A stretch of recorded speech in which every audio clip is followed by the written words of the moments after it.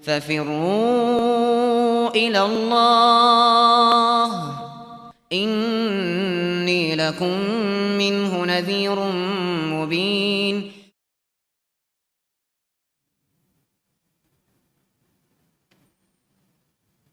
Assalamualaikum warahmatullahi wabarakatuh. Wassalamualaikum warahmatullahi wabarakatuh.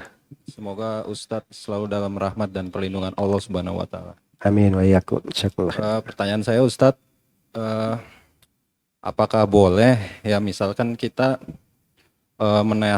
menasihati gitu sunnah-sunnah atau amalan-amalan pada keluarga kita atau misalkan teman-teman kita gitu Ustadz, padahal kita sendiri belum mampu mengamalkannya gitu atau bahkan belum rutin gitu paling enggak.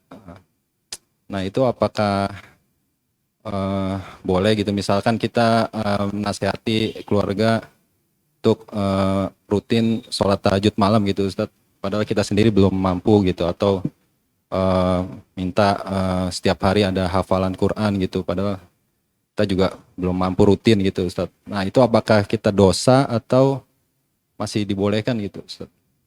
Ya, syukran Ustadz. Ya, barakallahu fiik.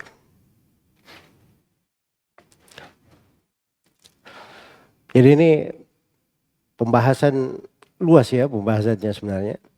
Cuma saya ringkas dalam beberapa poin. Yang pertama, jadi ada hal itu dalam perintah, dalam hal yang diajarkan, dianjurkan.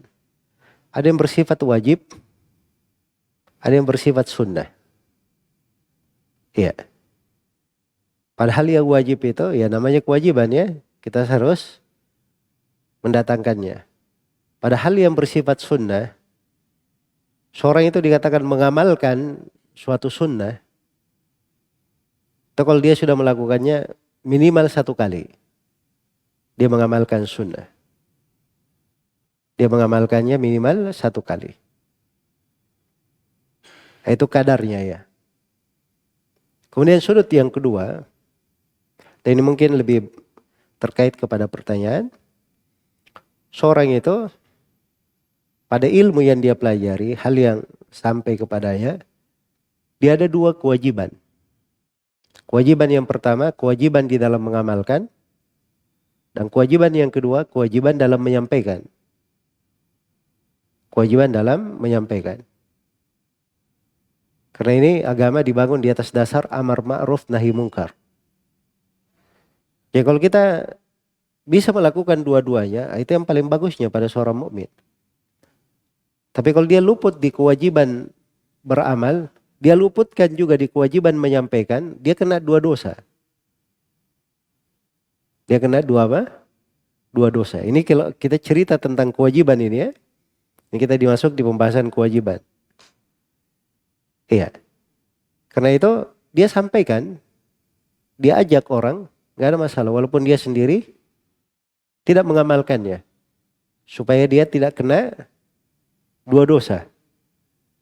Tapi kalau hal tersebut kaitannya dengan sunnah, hal-hal yang disunnahkan, maka pintu sunnah itu luas ya. Kita belum melakukannya juga tidak apa-apa. Ya. Karena kadang ada sebagian sunnah juga, hal-hal yang sunnah, bahkan ada sebagian hal yang wajib, kita kadang belum bisa melakukannya. Karena udzur ya. Misalnya haji. Haji ada yang terkait dengan kewajiban. Orang kalau belum pernah haji, maka dia wajib haji Islam namanya. Kalau dia sudah pernah haji, dia ada sunnah. Mengulangi haji kan begitu, mengulangi. Ya saya sendiri baru haji sekali misalnya. Ya, saya sunnah berulang-ulang kali haji saya belum lakukan. Saya mau sampaikan kepada manusia atau tidak, saya sendiri belum melakukan ya. Jawabannya saya sampaikan. Mengajak orang kepada apa? Kebaikan. Saya ingin bersedekah, tapi saya tidak punya duit untuk bersedekah. Iya. Maka saya ajak orang lain supaya apa? Dia bersedekah. Maka saya dapat kebaikan dalam dakwah mengajak itu. Dan mungkin saya dengan itu akan dapat pahala sama dengan orang yang bersedekah itu. Karena saya mengajaknya. Saya yang memberikan motivasi untuknya. Dia bersedekah. Dia bersedekah. Jadi itu kaidah dasarnya ya. Jadi kita harus bedakan amalan-amalan itu apa yang wajib, apa yang disunnahkan. Kemudian kita harus bedakan juga hal tersebut, hal yang terkait dengan kewajiban pribadi kita dan hal yang terkait dengan masalah terkait dengan kewajiban pribadi kita ada dua, mengamalkan dan menyampaikan. Ini jangan, kalau kita telantarkan satu, jangan kita telantarkan dua-duanya. Tapi kita ambil yang paling apa? Paling minimalnya. Ya ada mungkin juga kadang pada sebagian orang, dia hari ini dia belum melaksanakan. Tapi sudah dia nasihati orang begitu untuk melakukan, dia sendiri belum melaksanakannya.